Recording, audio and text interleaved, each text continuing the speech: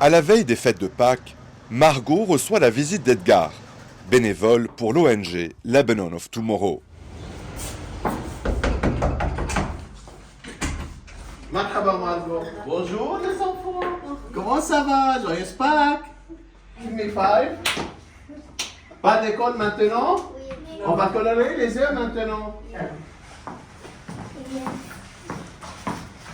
Pour beaucoup de Libanais, acheter des œufs coûte cher.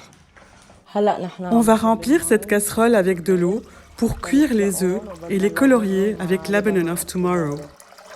Face à l'inflation galopante, le prix de ce produit vedette du week-end pascal bat des records.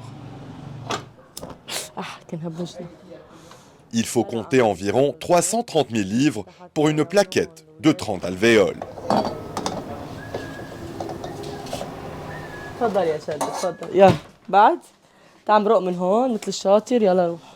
La crise économique et financière a plongé cette famille de boulangers dans la précarité.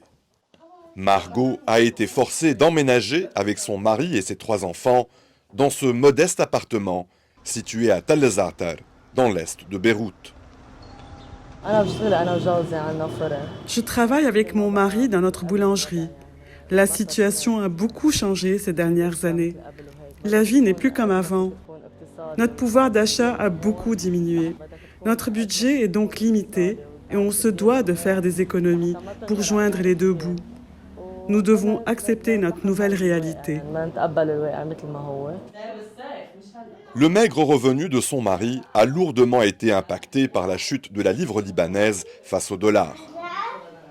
Halla, on va les mettre sur une petite feuille, ici, pour les sécher.